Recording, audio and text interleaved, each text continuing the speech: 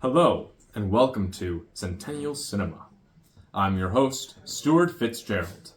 Today, we have a very, very special guest, a director of high esteem.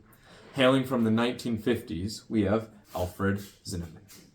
Today, we will interview him about his 1952 movie, High Noon. Now, he's still a little bit sleepy from the whole time travel procedure, but he should be awake any second. Look at that. Here he is now. Good afternoon, Mr. Zinnemann. Welcome back to Centennial Cinema. It's a pleasure to speak with you again. I hope the process wasn't too nauseating. Who are you? Where am I? What's going on? Well, you don't need to worry about that. You're in the future. I am Stuart Fitzgerald. We brought you here to discuss your film, High Noon, on its 100th anniversary. 100th anniversary? What are you talking about? Send me back. Oh, don't worry about it, Mr. Zinnemann. We'll send you back. But we just wanted a short little interview. That's all. All we do is just bring directors from films in the past, and we use a little bit of time travel here and there, and then we interview them. What? So, you don't need to be asking what, Mr. Zinnemann. You just need to agree to the interview. So, can we do an interview or not? Fine, I'll do it. Perfect. All right. With that being said, let's get to it. So, tell me a little bit about High Noon. What happens? What's the plot? Well, it is a western focusing on a small town in New Mexico. It starts with three outlaws riding into town. They make their way to the train station where we find out that one of the three's brother is arriving on the noon train. We can then cut to the wedding of the town marshal, Will Kane, played by Gary Cooper, to his Quaker wife, Amy, played by Grace Kelly. They are getting ready to leave on their honeymoon when they receive word trouble is coming at noon. Although he is encouraged to leave, Will stays, while his wife plans to leave. He plans on getting together a posse to take care of the gang. His first stop at the judge's does not go well. The judge, while packing up his things to get out of Dodge, tells him from experience that the people will not support him and that his best option is to just leave town. We learn that Will, during his time as marshal, arrested a vicious man, Frank Miller. Miller has been released from prison and is on his way back on the noon train with plans of revenge. There is also the side plot with Deputy Harvey Pell, played by Lloyd Bridges. He will support Will, but only if he makes him marshal before the new marshal arrives tomorrow. Will refuses to, saying that Harry is too young. Harry gets angry, leaves his badge, and walks away from his responsibilities. He then later gets chastised by his lover, Helen Ramirez, for being too childish. We also find out that Helen has a past with both Frank and Will. She decides to leave town as well.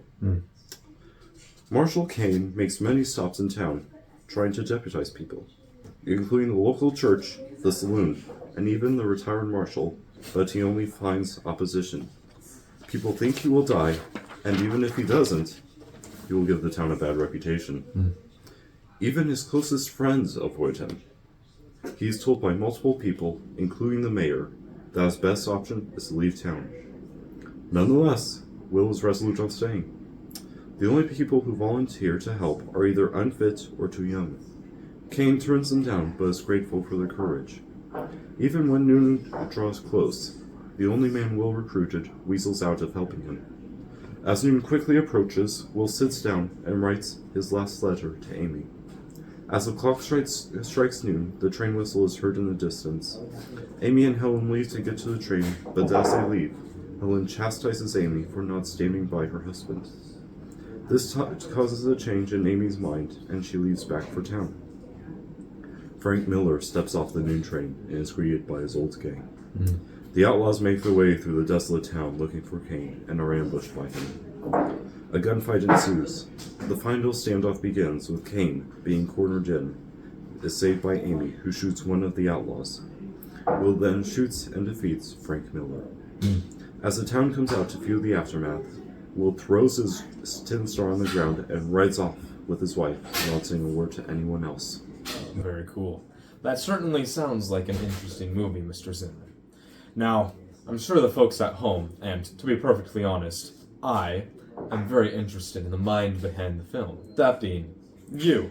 So, tell me a bit about yourself, Mr. Zinman. Well, I was born in the 1910s to an Eastern European family.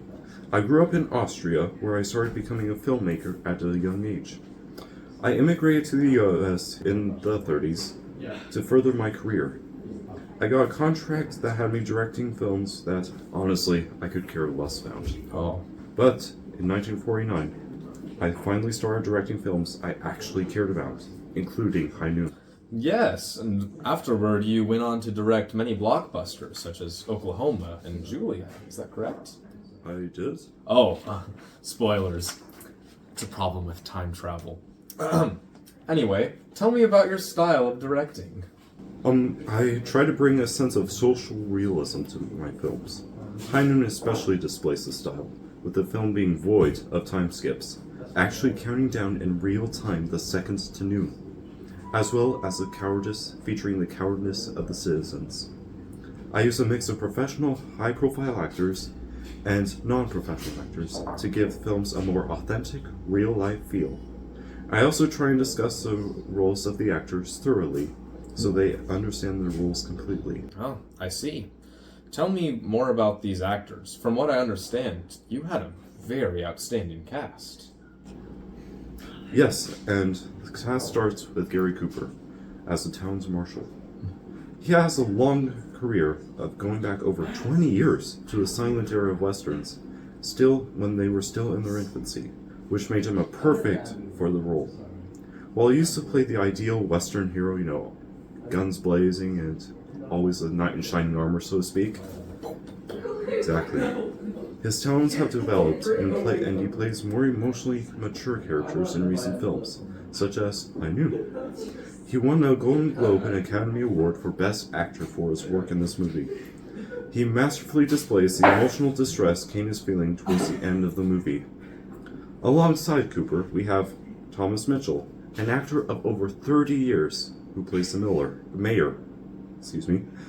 Mitchell's history of acting on Broadway and blockbuster productions like Gone with the Wind and Stagecoach made him a perfect fit. He first comes off as a man who would naturally back the mayor at the beginning of the movie, causing the audience, develop a liking him. Yeah. Mm-hmm. This makes us feel the same kind of betrayal Will feels later on. Lloyd Bridges is the deputy Harvey Pell. Although this isn't a leading role for him, he still poured his heart out into his performance. Even though he was briefly blacklisted in the early 50s, it was still good to have him. He played the immature and ignorant deputy well. We also have Grace Kelly playing Kane's Quaker wife, Amy. Kramer, our producer, saw her in the play and decided to cast her in the movie. She seemed to be uncomfortable on the set of the movie, so her performance comes across as a little wooden and stiff. But this was nonetheless a movie that helped propel her to stardom. What an amazing lineup of stars that you have there. Tell me a bit more about the technical side of the film, like the cinematography. Of course. The cinematography of High Noon is all due to the wonderful talents of Floyd Crosby. His proficiency as craft is apparent throughout the film. For example, towards the end of the movie, when the lonely marshal is walking through the deserted town, Crosby uses a high-angle, deep-focus shot to emphasize how eerie and abandoned the town has become.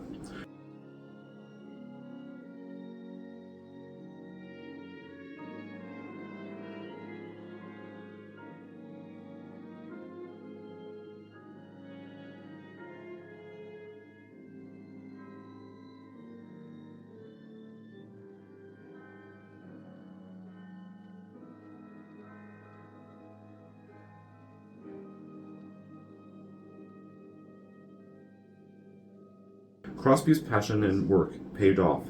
That year, he won a Golden Globe for Best Cinematography in a black and white film. Amazing. A personal favorite of mine, as a time traveler, is whenever there's a clock on screen.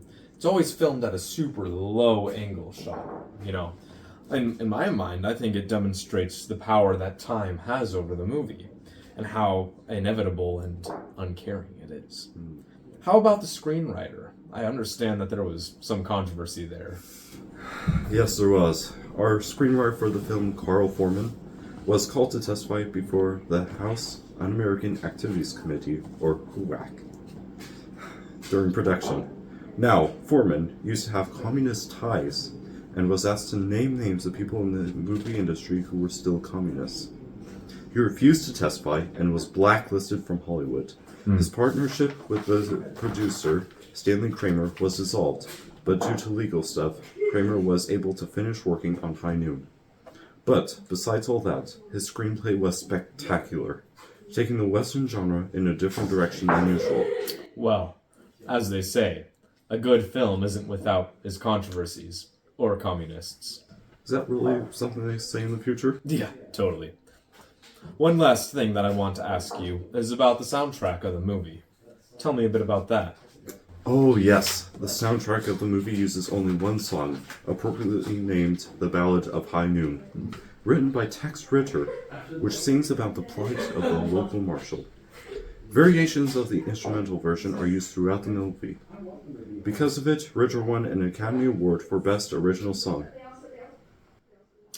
I especially like the part where the music is used to increase the suspense as it gets close to noon.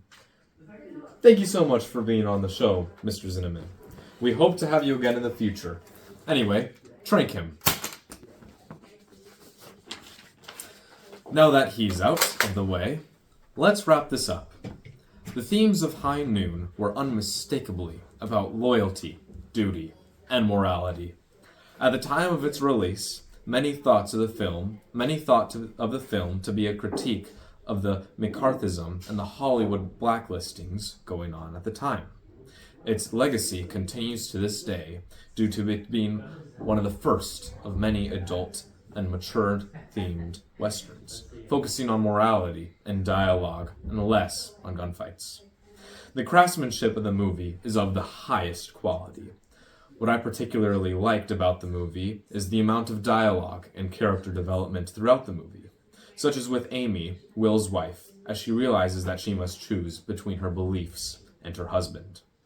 I also appreciate how naturally we learn about Will and Frank Miller's past.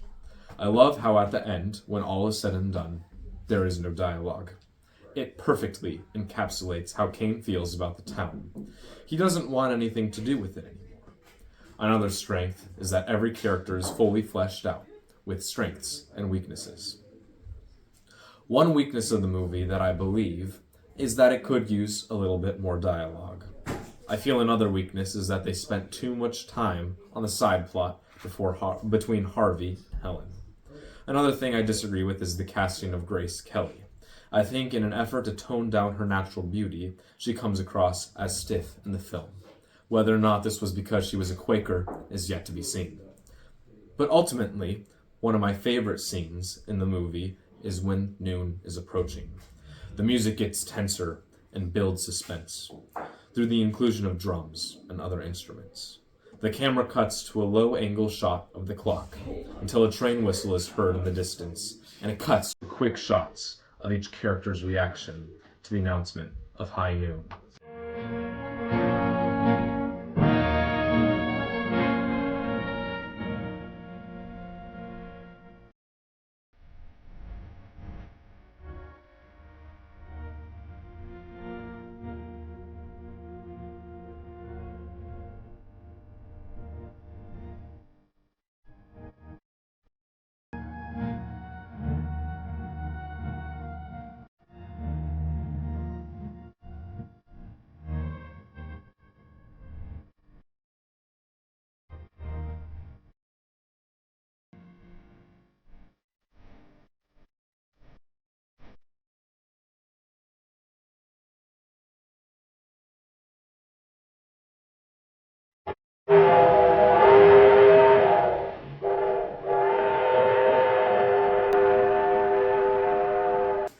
I highly recommend this movie to you all at home. It is one of the staples of the Western genre. Thank you so much for joining us today on Centennial Cinema. I have been your host, Stuart Fitzgerald, and I will see you all in the future.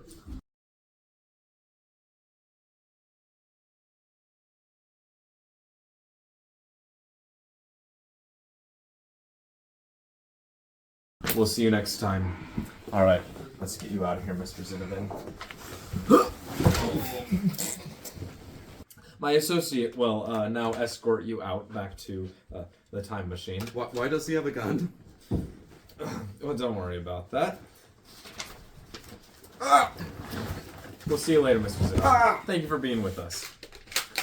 Now that he's out of the way,